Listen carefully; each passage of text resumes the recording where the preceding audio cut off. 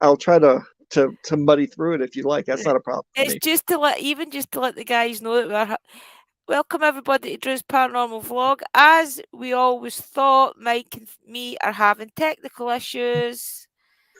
And I always assumed that nothing would let us speak because I've got so many questions. I Because heard I must technical issues. technical issues. Oh wow! Oh no! We've tried everything. I've cleared my caches and everything, guys. I don't know what's going on. I've put headphones on and everything. I don't understand this. It's a brand new computer I've got as well, so I don't know. If is it just too bad in your end, Mike? Can you see me at Uh, all? Even? I can see. I saw. I heard the very last thing you said.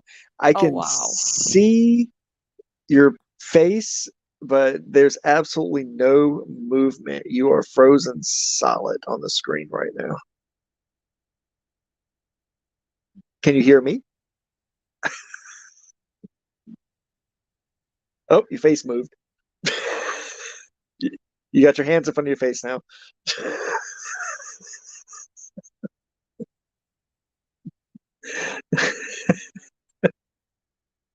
I'm so sorry this is happening. Okay. Now I don't hear anything and I don't say, oh, your hands are down. I don't hear anything now. And you're still frozen. Let me leave and come back in and see if that helps clear it up. Or let me try this. Hold tight. Let me try some stuff. I don't know what's going on, guys. Everything's just going belly up here.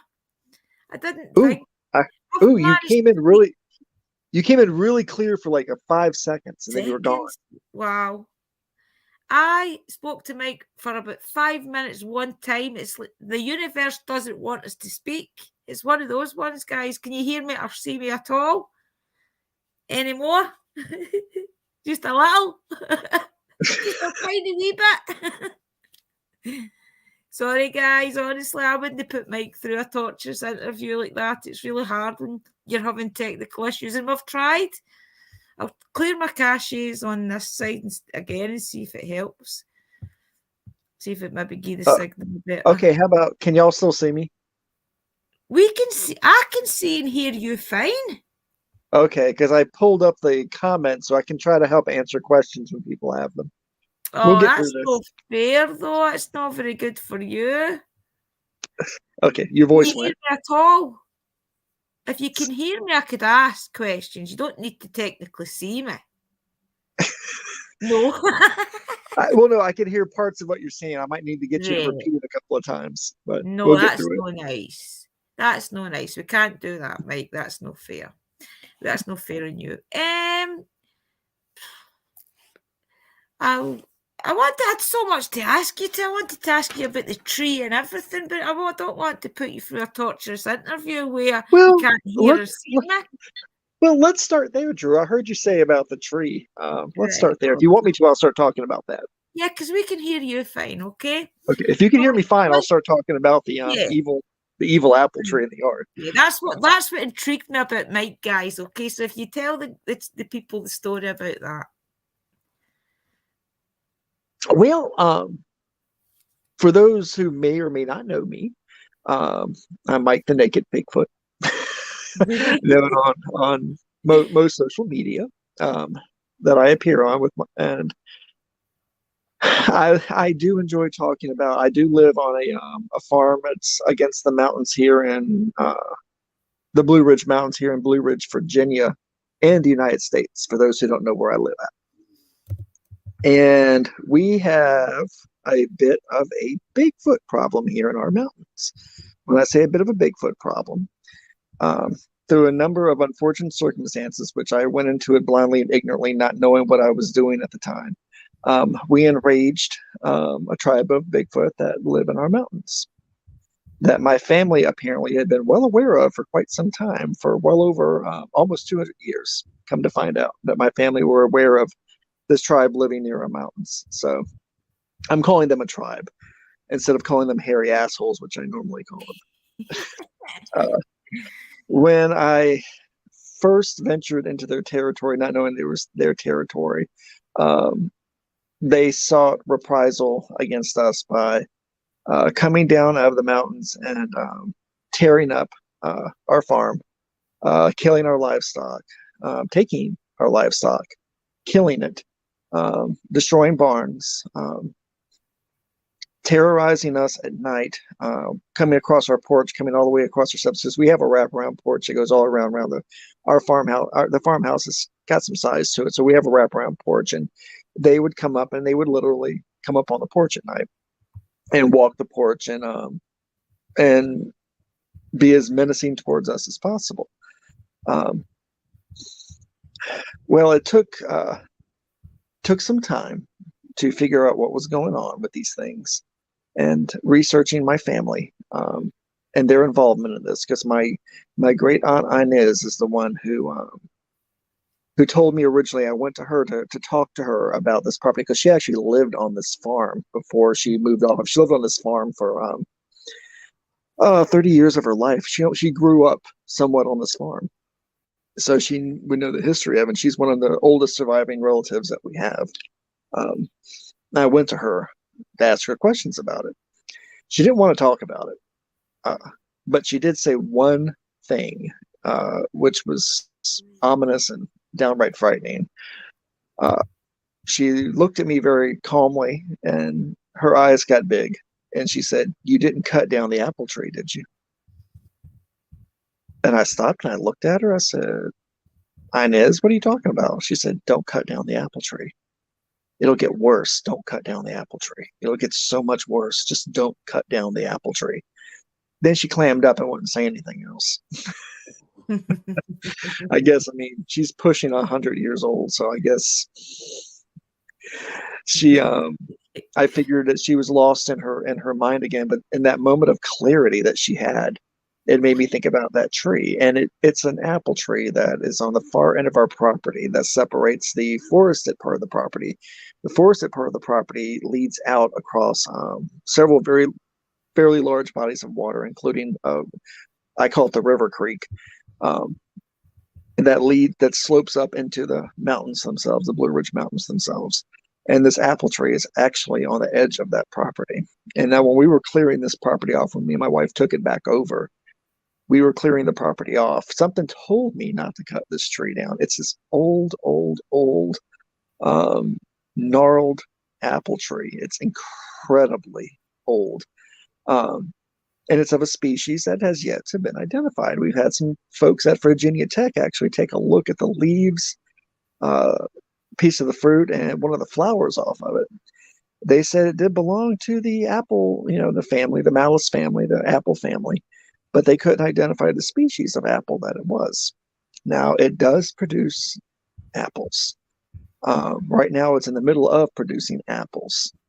And when this tree is filled with apples, um, literally in the space of one night, all of the apples will disappear off the tree. Something will come down and take the apples off the tree, and they're gone. They never stick around long enough to hit the ground. They never touch the ground. Something comes through and picks every single apple off this tree.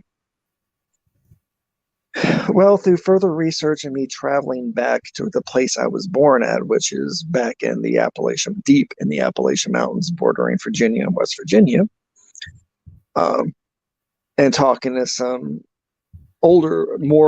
extended members of the family, and then some other families that were friends of our family who knew our family history as well. They actually showed me and talked to me about that tree and how it came to be.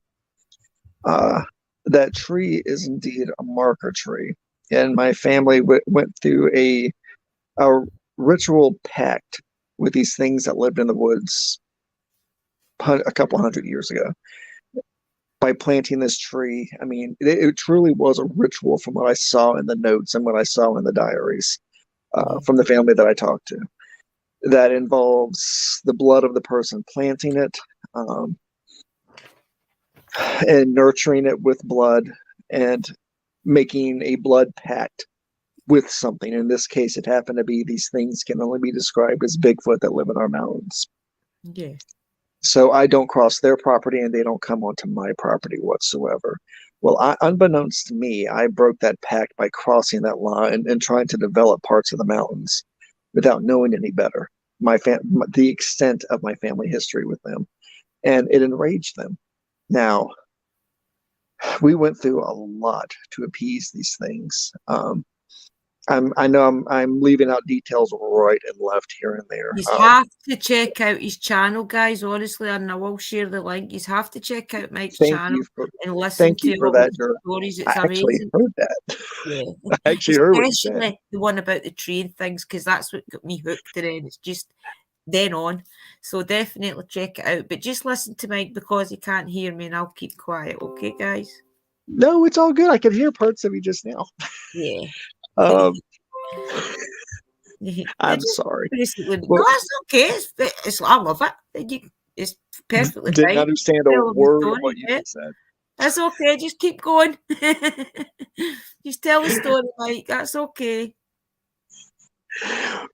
Well, thank you for the plug, but if you want a more in-depth, for more details about what I just said, I do have videos up talking about it on my site. I don't plug myself very often. I probably should, but I don't.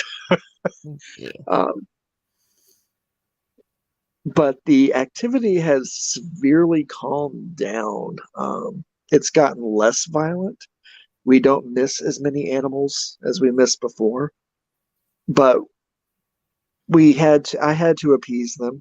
Um, and I got brave enough to back into the woods on several occasions to try to come to a peaceful resolution with them. We still see them, but not on the property anymore. We'll see them in the woods around the property, outside the mountain, where they are watching the house and they are watching us. I have a feeling that they're watching me personally because um, I am the oldest member that's still alive of our bloodline that's still alive, Yeah. and the next is being my son and then my daughter. And I think they're waiting to see that once I die, um, they're waiting very patiently to see if my son or my daughter continues to honor the pact that our Right. family made with them. Yeah. Um, my son knows the whole story with that. My daughter knows as much where it doesn't freak her out um, as she wants to know, so as not to freak her out. She tells me when I start talking to her when to stop. She said, "Okay, too much information. I'm freaking out," and then I'll say, "Okay." And the But apples are smelly, Mike, aren't they? They're unedible for us, aren't they? They're quite smelly apples. You hear me? No. the apples are fascinating looking when I see them on there. I never touched. Well, I took it off that one time with the Virginia Tech guy, and I have one of my degrees is in organic chemistry and botany, and I'm pretty damn good at identifying. And growing up on a farm my entire life, I'm pretty damn good at identifying species of fruit trees and such. This tree, I have never seen anything like it. It is this wicked, large-bodied um, tree that is just massive, absolutely massive. That nothing bothers with. The squirrels don't go near it. The birds don't nest in it. The insects don't feed from its fruit or feed from the leaves. It's left alone. It looks like the natural world leaves it alone. They steer clear of it. There are no weeds that grow up around the roots that are above the ground. Um, Nothing. There's a little bit of moss that grows around the roots on there, and that's it. Yeah, Mystic, you has pictures of it on the video. You do show pictures of the tree, don't you, Mike, on your channel? I'll put it in chat. I have had pictures of it online. Now, I did a show with it's a show that, if you don't mind me saying, this is another channel. It's called The Truth About Beer, and Of course. they do a thing called Parapalooza every year, and I was a part of their very first virtual Parapalooza. And if anybody wants to see it sooner, I've posted pictures of it on Twitter, and I could probably do that again. Mhm. But I actually, part of the Parapalooza was that I did my live with that tree in the background when we were talking about cryptids on Right. during my session that I had on Parapalooza. Mhm. So if anybody wants to know, just check out or Google Yeah. Parapalooza, and if they want to see it tonight, it'll definitely pop up.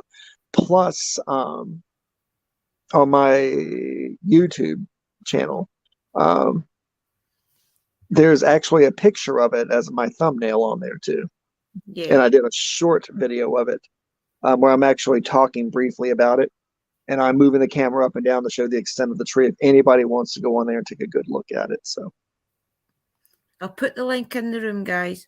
you'll have to admit it. Also, like I was what? Can you hear me? Yeah.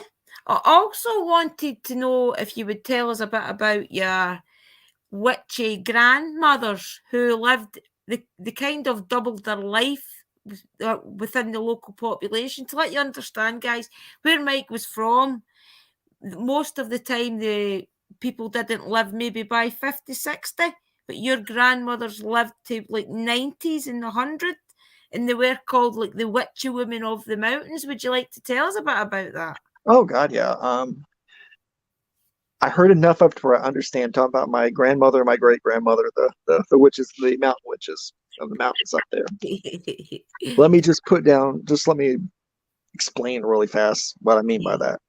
Um, Mountain communities, and especially in the Appalachian Mountains, the Appalachians stretch a good part of the United States on the East Coast here. But the true mountain communities that are on the side of the mountain are actually at the top of the mountain, these communities. They're usually founded by just one or two, maybe three, sometimes four families, and the community grows up around these families.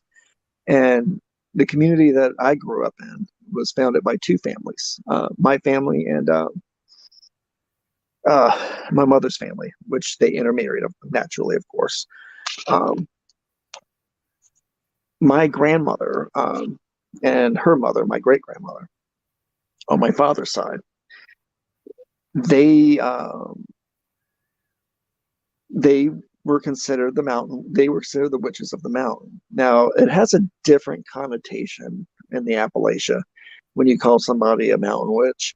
Mm. Um, One of the primary things that they were concerned with in the community was they were involved with childbirth. They were midwives, deliver natural. They would go to people's houses to help deliver the babies in the houses. As a matter of fact, my grandmother delivered me Wow. um, in my original home. She Right. delivered me in that home. Um, they were herbalists. They knew all kinds sorts of mountain cures. They were also the spiritualists of the mountains. They uh, practiced a sort of mountain hoodoo. They were good with charms. They were good with communicating with natural spirits, with summoning them, um, speaking to them, um, being able to cure people of their spiritual ailments as well as their physical ailments. Uh, and in the most terrible of times, they did um, call ailment. They called it calling ailments down on people, where if someone did a great wrong in the community, they would do the equivalent of a curse on them, Right. um, a pox on them to teach them a lesson about what they did, especially Yeah. if it involved one of them personally. They Mhm. did. Right. There was no organized religion in our community. There usually is no organized religions in the mountain communities. Yeah. The few families that did involve themselves in organized religions, on Sundays, they would leave the mountain and attend church in one of the towns and then come back to the community after church service was over.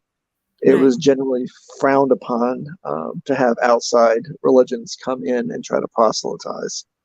Um, Mhm. my grandmother was very acquainted with the the natural world. I'm talking about the world of not just herbs and roots and cures and poisons, uh, but about the things that exist that live in the mountains, whether it be a Bigfoot, whether it be something like the things that we call hide behinds, which is a Mhm. terrifying cryptid. Mhm. Um, my grandmother called what come to find out when I got much educated, much later about cryptids, that the one when she was talking about hide behinds, and if anybody wants to know what don't know what a hide behind is, I'll be happy to explain it to them. That hide behinds, she called them tree boos, um, because they could hide behind trees, hence the name hide behind. They could hide behind anything and Right. flatten themselves out so you couldn't see them. And they were predators. They would lure you away and they would eat you. Um, these were the kind of stories I grew up on. Um, and later on found out that a lot of the stories that I was told had a lot of truth behind them. Mhm. Like the stone men that lived in the mountains. The stone men to her were the Bigfoot, Mhm. the things that we would call a Bigfoot, but to her they were the stone men who lived in the mountains. Yeah. And the Shaggy Man that lived in the Shaggy Man down by the creek, because she would always take down honey, fruit, and maybe a pie. She would take it down to a rock down the creek, and she would leave it for them up in the Mhm. mountains for them to come get. She Right. left them gifts in the woods all the time.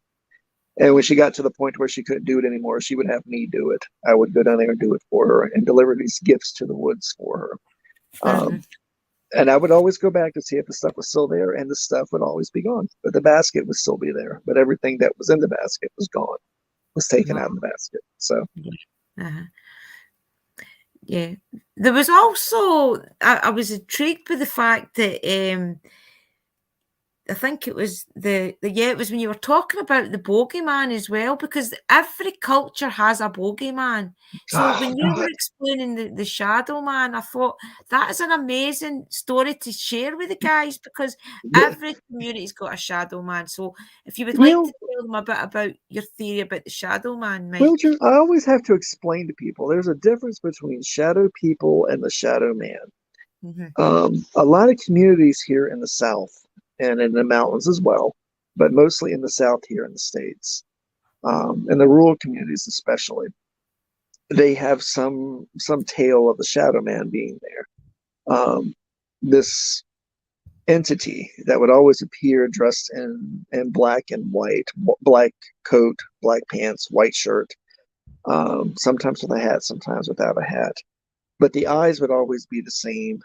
If he took and he always wore some kind of shaded glasses. If he took his glasses off, where his eyes should be at would be whirls of smoke, where his eyes should be at.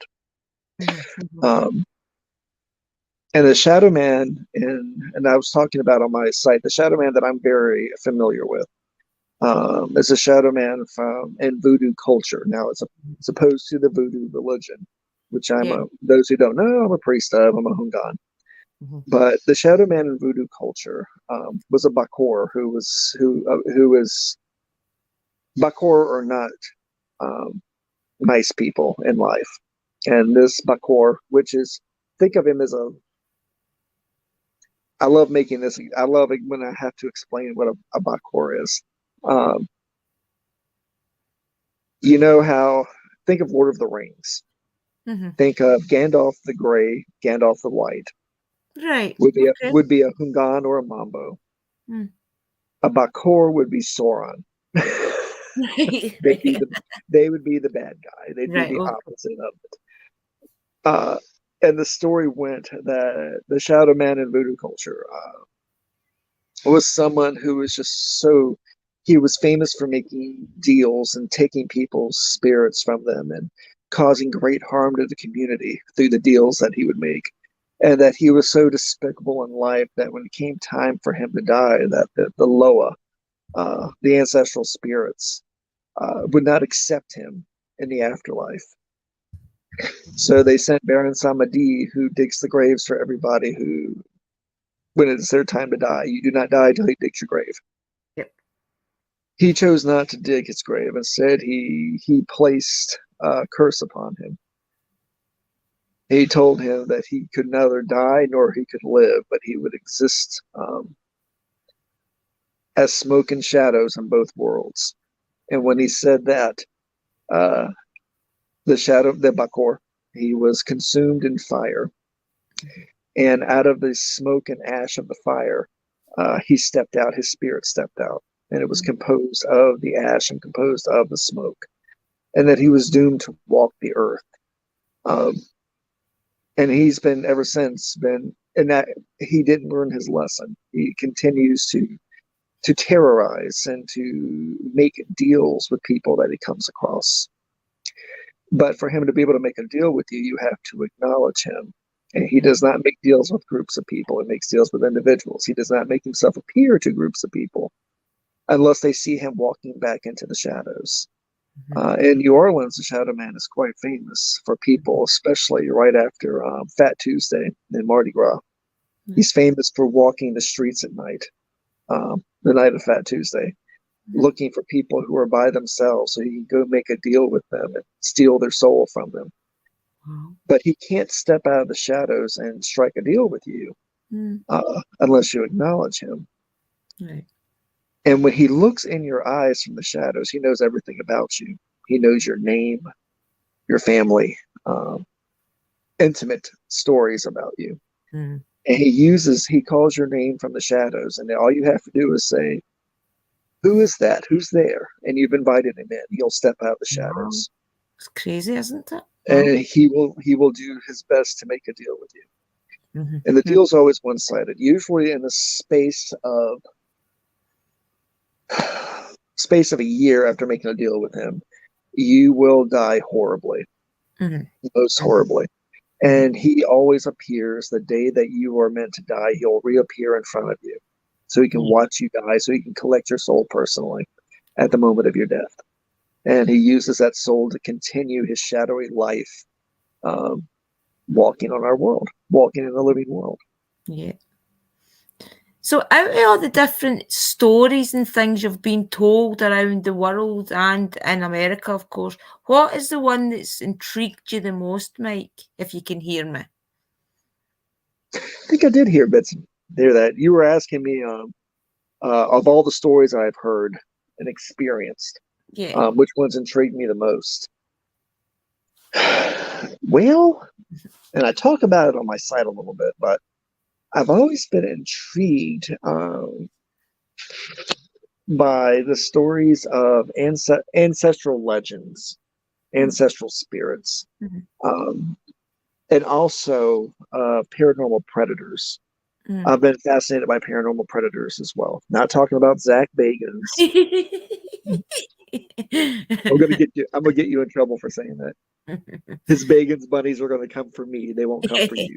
They hate me. They don't hate you. The Bagans bunnies don't. Yes, well, like I must admit.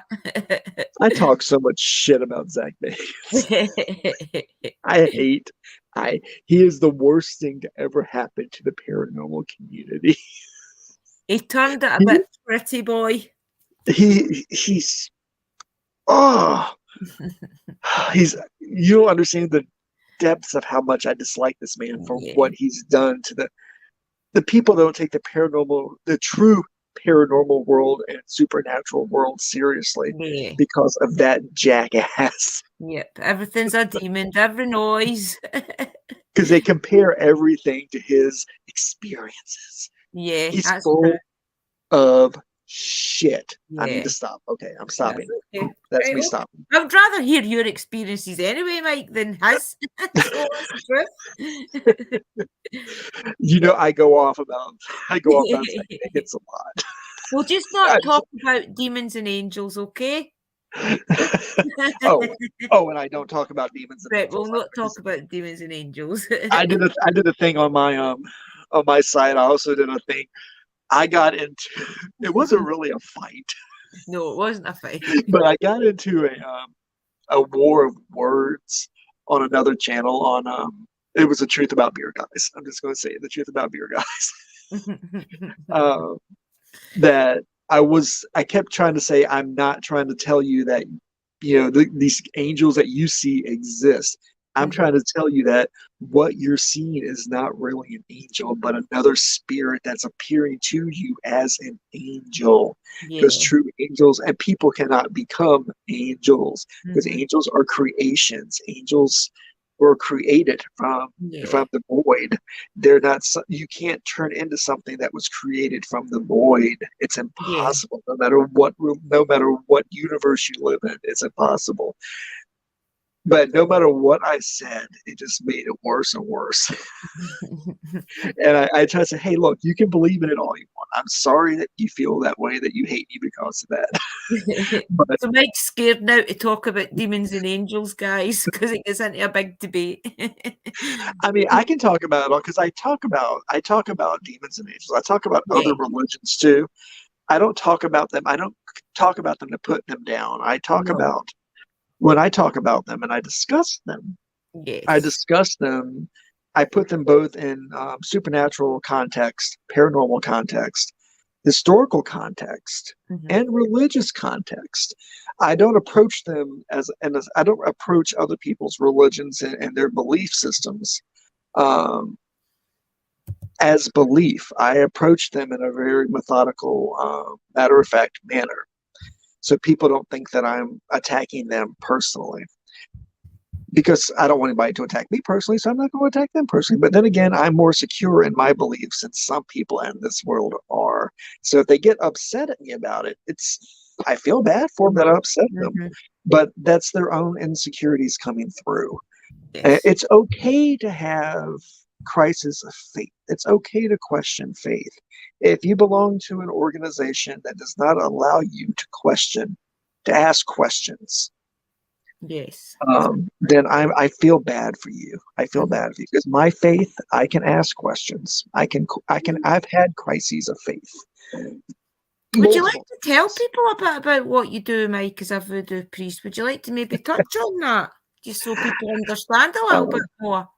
That it's not all about boiling bones and things. no, I don't wear a bone headdress with a bone through my nose. And probably the worst thing you can ever call me be a witch doctor because Yeah.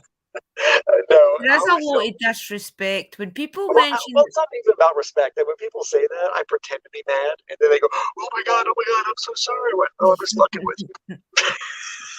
but that's why Because I'm saying, do you want to explain a little bit about what you do because and then people maybe understand a little bit more and they won't go straight to boiling bones.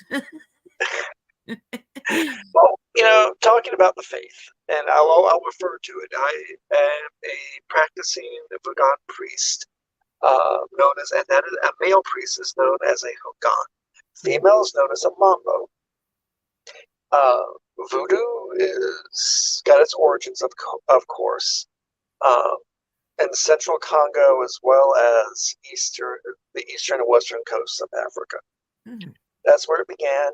It moved over during slave time. Just giving a quick little thing before I go into my Yeah, of spiel. course. That's fine. It made its way to the Caribbean, brought over by the Dutch. The slaves are brought over by the Dutch to raise sugarcane in Dominican Republic and at the time Haiti, which at the time was that island was Hispaniola. Um, Hispaniola actually covered a lot of areas there, Mhm. but that was part of it. So Mhm. the religion there, it was in its purest form in the very beginning, but the faith of the Voodoo faith, um, we do not insult the deities or the spirits of other people's religions Mhm. Mhm. because in some way we see that all the spirits and all the deities and other people's religions are actually part of our faith. They Mhm. just go by a different name. Right. Okay. So we do not try to insult those spirits whatsoever. Instead, we incorporate them and their likeness into our faith. We call them Oratio. Mhm. Uh, Mhm. the Oratio are mainly made up of Catholic saints. They have other um, religious figures from other religions that are in it, Yeah. but we refer to them as the Oratio. We do not, because the Catholic The reason why I say all the Catholics is because we had all the Catholic missionaries and the Christian missionaries that tried to convert the followers of the faith. Um, Instead of them being converted to Christianity, they took Christianity and made it a part of their own faith. They brought it into voodoo Right.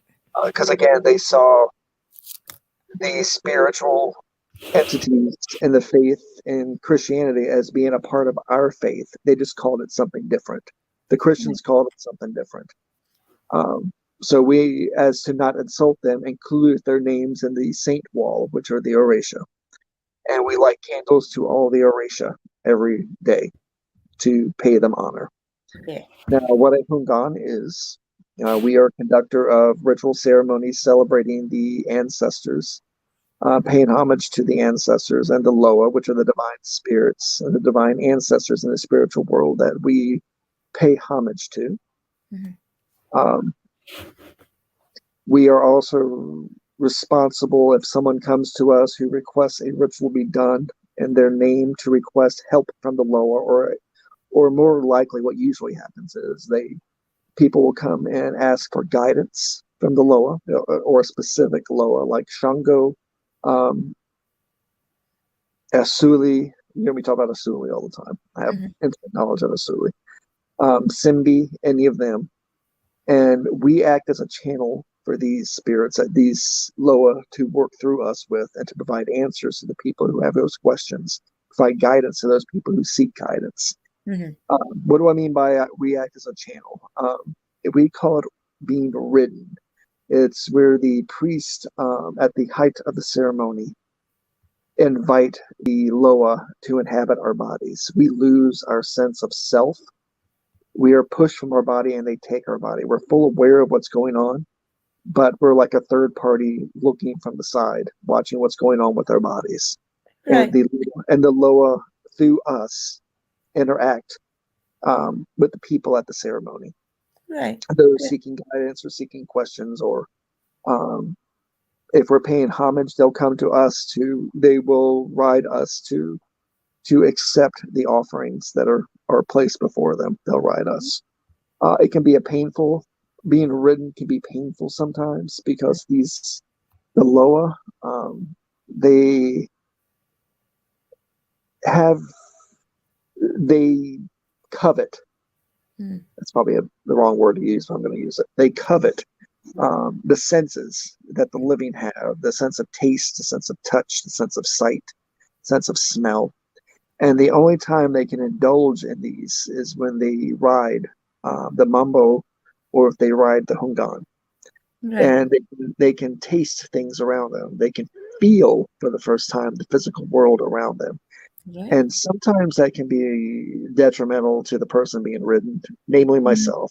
Yeah. Um, I've had fingers broken. I've had my Oh. leg broken. I had my wrist cracked. Um, I have been cut. Um, I've eaten glass on occasion. Wow. Um, but this is the Loa working through my body. Right. And Okay. sensing, and they wish to have these experiences. And sometimes these experiences can be very painful. Yeah. I've had a lot of broken bones where my arms and legs will bend in directions they should not bend in. My Yeah. fingers I would will bend in imagine. directions they should. Mhm. Yeah. And I don't feel it until they leave me, and then I feel it, and Mhm. it's pretty bad. I've had cuts all over my body. Yeah. Um, It's it's a can be very helpful religion to spirits, though, and I don't think a lot of people get that. That it is one of those religions that is a lot. It's is like based on helping the afterlife, if you like, isn't it? Like this, it's very much making a doorway between the two worlds. That is what you guys basically are known for, if you like, isn't it? These are like a pathway. well, Drew. Part of that is when people talk about voodoo. One of the misnomers is they think, oh, they do human sacrifices. They have blood everywhere. There are sacrifices that are made at every ritual, and Yeah, that's part. chickens and things. And Yeah. that's part of opening the door to the Loa for them to Right. to come through into us. Yes. Um, There are drum beats. There are songs that are sung, but this is Mhm. all part of the ritual to Yeah. build the doorway. And then when Yes. you spill the blood of an animal, that blood opens up the doorway. It Yeah. unlocks the doorway, Mhm. and they come out and they inhabit me. Yes. They they but it's done through the Hungan or the Mambo because that's the safest way. You never release a Loa into the world without having a body for it to possess of some sort. Right. Now Yeah. there are methods in which we use things that are non-human Mhm. to have the Loa temporarily enter. Right. And those are called fetishes. Fetishes can be used for, or what people call voodoo dolls. We call Right. them Okay. fetishes. But the fetish can be used to harm or help. And Yeah. it's usually connected to a Loa of some sort that inhabits it to enact your will. It'll help you enact your will through it. But Right. it's a fetish is very temporary residence. They have to leave it after a certain period of time. Right. Now, me, they won't leave my body until they're forced to leave my body.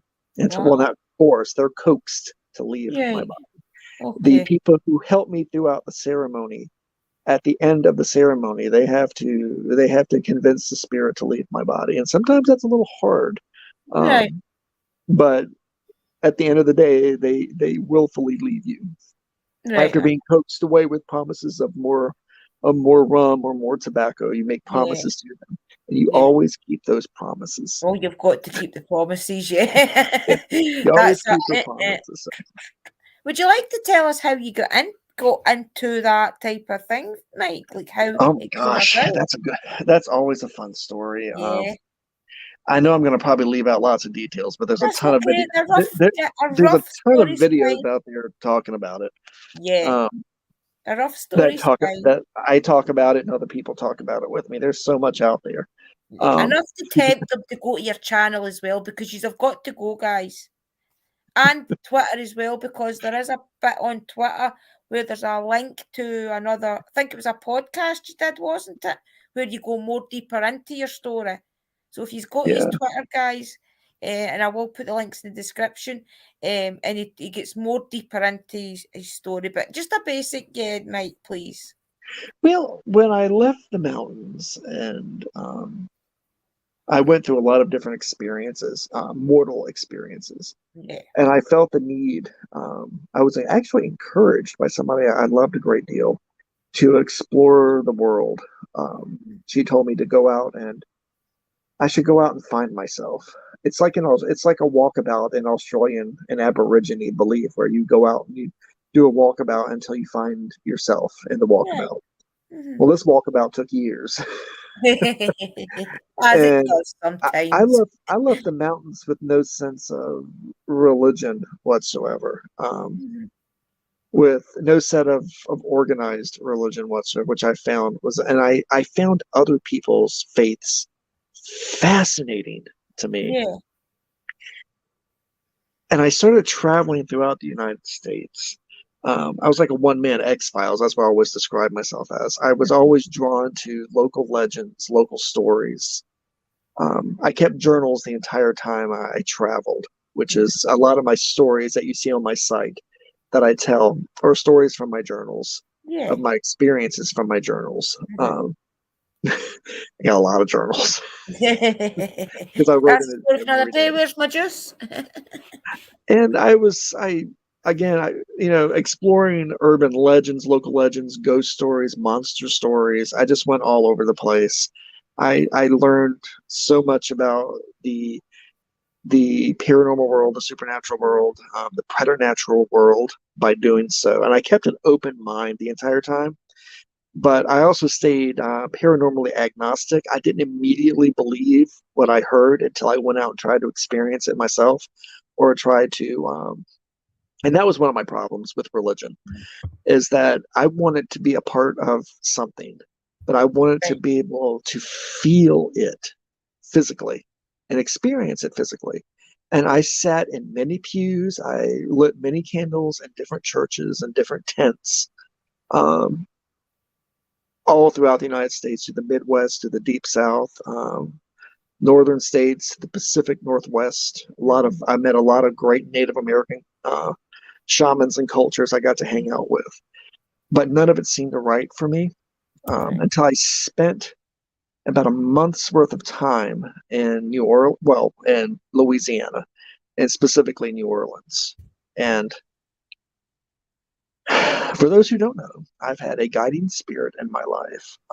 She always appears to me as a little girl who speaks with three voices, who has no eyes. And I brought a little Nothing. gift. Well, she always appears in front of me when there's something major that's going to be going on, or something major is about to change in my life. Mike, I brought a little Recently, it's gift today. I knew about your little girl spirit, so I decided to bring her a little gift down with us just to welcome her in. So it's sitting there for her, okay? Continue your story, that's okay. It's just my little welcome to her. she can. I was told she can be for. I've only met two people in existence who have been able to see her, Right. besides me, and they always would end the conversation with me as like, she's incredibly, she can be incredibly dangerous. That's how they would always end the conversation. Um, I was walking out of the French Quarter, and I was going to Cemetery Number 6 because I was going to go there and hang out, probably smoke some drugs. You can always. And my little, my little, my little ghost girl appeared in front of me, and she had a huge smile on her face. And she said, "Follow me." And I walked with her.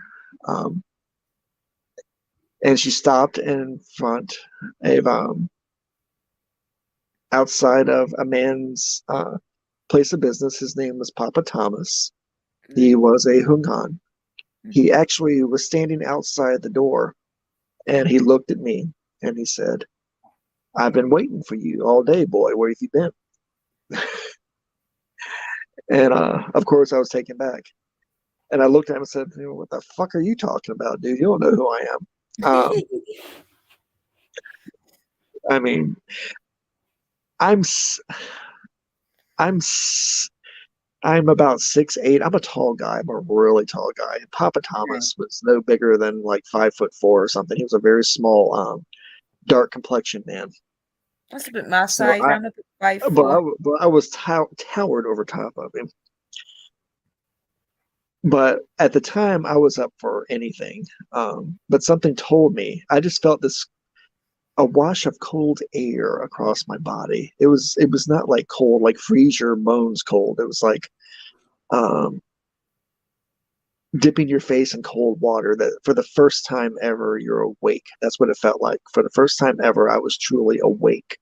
Mhm. And he motioned for me to come into his shop. And when I walked across his threshold, he says, "You can tell your little friend there she can come in with us." And Wow. I looked at him and I said, "You can fucking see her?" And he says, "Of course I can." Well, Papa Thomas was a Haitian expatriate uh, that during the rise of Duvalier, for those who want to do their history, Duvalier and Baby Doc and Papa Doc, um, Duvalier was one of the worst things that ever happened to Haiti. He was a horrible Right. man who used the religion of the Haitian people against them, Right. terrorized the Haitian people. A lot of the politically influential Hungans and Mambos were either slaughtered by his death squads, Wow. or they were driven out of the country altogether. And he Wow. was. Um, his family, he left. He couldn't take his family with him. Most of them were subsequently killed because of him, Right. because they were related to him. They Yeah. saw the ones that weren't killed were kept in fear the entire time until Duvalier was and his regime was overthrown. Right. And Papa Thomas did not have a son to pass his faith to and Right. to pass his teachings to. He was a Hungan. You earned the title of Papa. Uh, it's a status symbol. Right. It's a status in Haitian and more importantly voodoo culture. Mhm. It's a sign of love and respect that you have to earn from the people before you're called that. Right. Okay. And he had a very large congregation there in town, there in the city, Hmm. and that he practiced a lot, not only at his house, his faith at his house, but he also practiced it behind his shop too, where he kept all of his herbs and various other things and accoutrements in the faith there with him Right. in the back of his shop. And he took me back there, and we spent the next 7 days talking about the faith. Well, he Hmm. didn't have anybody to pass his faith on to, that's to lead Right. his congregation. Hmm. It's usually passed along to a member of the family. It's kept in the family. It's kept in the dynasty of the family. Hmm. The Hogan is, or a Mambo is kept within the family and the line of the family. But he didn't have anybody to do it with because he had to leave everybody behind, and most of them were killed, and he could never go back. Because even today, there are still those who remember and follow Duvalier, and they still seek revenge on the people that left that country. If they ever came back, they would probably be killed by these old Right. followers of Duvalier. Wow. Um, Wow. and over the course of a year, well, the third night that we spoke, he introduced me to the Loa to see if they would accept me. You have to understand, there aren't any white. Um, Yeah. there Hmm. aren't any white Hungan. There are no white Mambo. There are no white Bakor. They are very rare and few far between. There are Yep. people who claim the title, but they're Hmm. full of shit because they were never presented before the Loa to acquire the to become the title.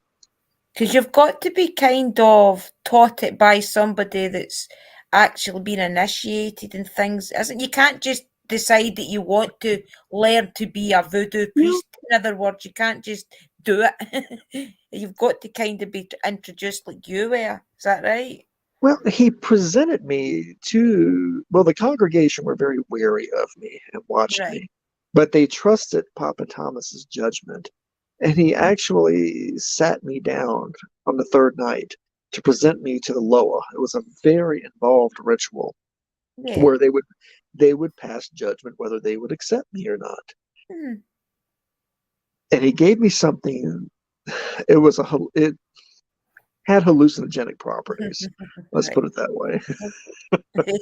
But what it did was it freed my mind and my spirit so they could leave Yeah. my body.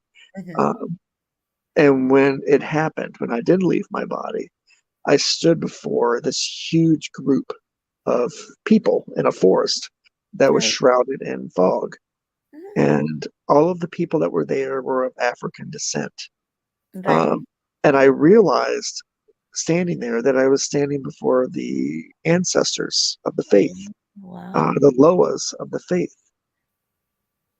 And I was actually just utterly overcome. And I fell, no, this was spiritually, I fell to my Yeah, of knees, course. Uh-huh. and they all gathered around me. And I remember hearing the voice of Baron Samedi and hearing the voice of Dambala. Right. So both saying, so this is the man, this is the boy Right. that Thomas chose. Wow. And I remember Samedi saying he said he didn't choose them. Remember, we chose him. Wow. And they all laughed amongst themselves with that right there. And What an honor. they all walked around me in that circle. They would all step forward and they put their hand on my head and they told me I had their blessing. Wow. And when the very last hand touched my head and I heard they had my blessing, I was back in my body again. Right? Wow. That's And I interesting. looked, I turned around, and Papa Thomas kept a mirror in his ritual room. And I turned around, looked in the mirror, and I had my face was covered in sooty handprints, and my head was covered in sooty handprints. My shoulders were covered in sooty handprints, Hmm. where the ancestors had touched me. Right. And Okay. I could still feel them touching me. I could still hear their voice. I could still feel the love they were sharing with me. And I realized that this is what I'd been looking for. This is I was feeling it. I could smell it. All five of my senses Right. could register it, and that this was real. Mhm. And from that day forward, he introduced me to the mysteries of the faith. Um, and before he passed, um, before he died from this world, he passed his mantle as a hongan on to me, Right. and I accept it. And I've been one ever since. Brilliant. It's an amazing story. I mean, because and I'm not trying to be racist or whatever, but typically it is usually somebody of African origin or something. So for them to choose is amazing, isn't it? Really? Because I mean, well, he chose you, but then you find out that it was actually them that chose you in the first place. It's amazing. So, Mike, what's your creepiest thing that you've ever came across yourself? I know you've heard a lot of stories and different experiences you've had. So, what would you say your creepiest? What's creeped you out the most? Scary, if you can hear me. I heard bits and pieces of that, so let me try to What's your repeat it. scariest story? About what was the scariest creature? Your scariest experience? Uh, um, Besides the Bigfoot, the Bigfoot is not more is not as is not as spiritual. It is a spiritual creature, but it's more physical in our world. But in my recent um, travels, I had the fortune fortune and misfortune of dealing with a fetch, which is a spiritual creature. It's a spiritual predator. It's a creature. Um, and the fetch, they attach themselves to families, and they are generational predators. What do I mean by generational predators? They stick with generations of families. From one family to the next, another family inherits the fetch. And what fetch do is that they feed from the terror that they Right, inspire in people. They feed off of that terror and that fear. right, Um, they use mirrors to exist in our world, or usually any highly reflective surface. But right. I was called in during an investigation because the paranormal investigators, they were amazing. I love my paranormal, and this one team of paranormal investigators I've known for decades, and they're Right, amazing. And right. they only would come to me, and they have an amazing psychic medium with them, and she's the real deal. She's scary, powerful. She's so in tune with the universe. She's absolutely terrifying. Um, I love it. I know she. I mean that in the Yeah, best of senses. no, I know. She's the real deal. I've never looked at her and thought I've dealt with her. Oh no, I've it's never gone Phil. into it Can with you her. still hear him, guys? But they called me in because they went to an old Southern house, old Southern actually here in Virginia. For my family's grandchildren, that was the grandparents, and this was during the height of COVID. By the way, this was a couple of years. Right, They went there to try to help them because they thought that the grandparents didn't know what it was that were terrorizing their children, right, their grandchildren. Grandchildren were claiming to see things outside of their window, uh, shadowy things in the trees outside of the window. And when the sun went down, they would look uh, like Mike, we're wild, not wild hearing you. animals or cats, and they would crouch on the windowsills, and they Mike, we would can't leave hear black you. claw marks on the windowsills. What was that? We're not hearing you too good. It's fell. Your sounds fell. Your I can't hear you. sound. I can't You're so frozen. I can't hear you. hear you. Let's go to chat. We'll go to private chat. We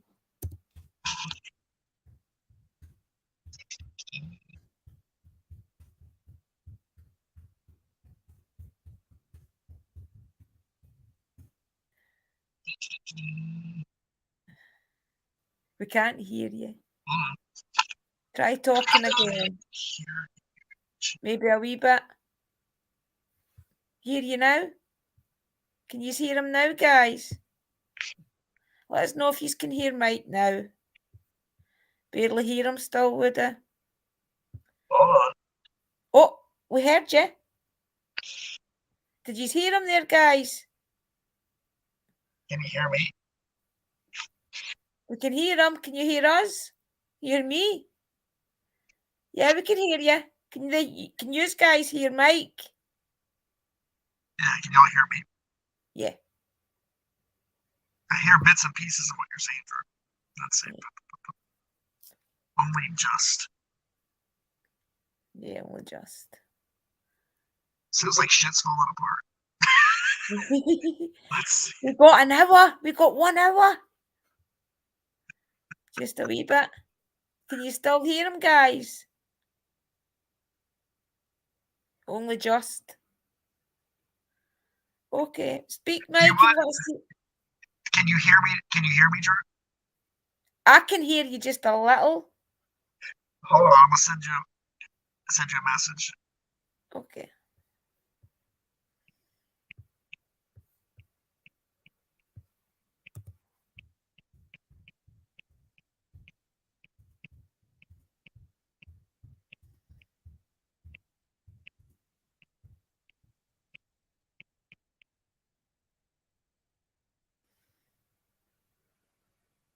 Sent you a message. Yeah. Okay. What we're gonna do, guys, is okay. Soon as we have hit the hour anyway, we will do a part 2. Yeah, So next week, guys, we're getting the privilege of talking to Mike for another hour next week. So as soon as it has failed, guys, and Mike's stories are amazing, so we'll do part 2, okay? I promise to do a part 2 with you, Drew. We'll do a part 2, for and sure. hopefully all this shit will be fixed, so people can start to hear us better. Yeah. You know, I'll answer you in chat.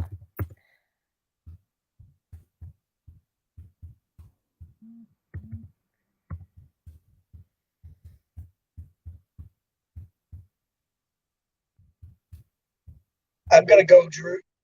I Okay. hate to. I want to thank everybody who can understand me. We're doing part 2 of this. Yep. I'll get you on Twitter. I'll speak to you on Twitter, Mike. Okay? Tweet. Okay, guys. Can you hear me? Can you hear me okay? Let me know if you can hear me, guys.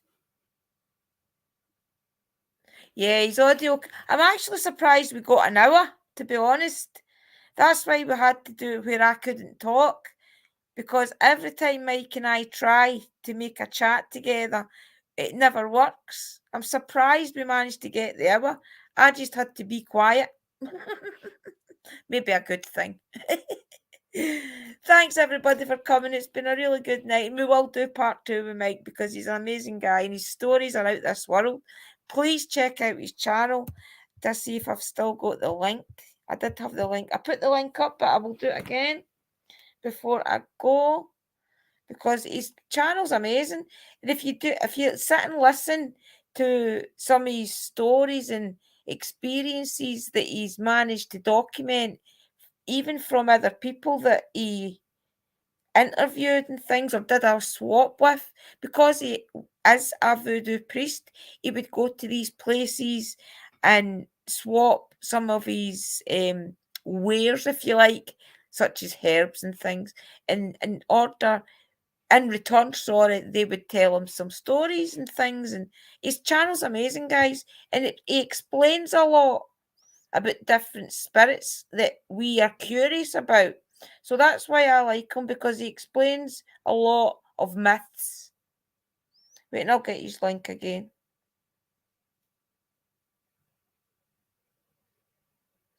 Just so you can hit that, guys, if you haven't already, okay? Let's get him back up. I'll share my link on my Facebook.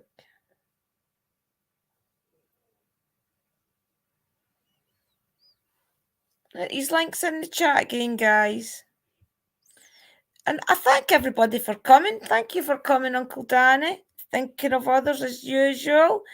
Tia, Woody Brother, Panjack, our Uncle Danny, Sharon, our Dobby Socks, Drew's Paranormal Vlog.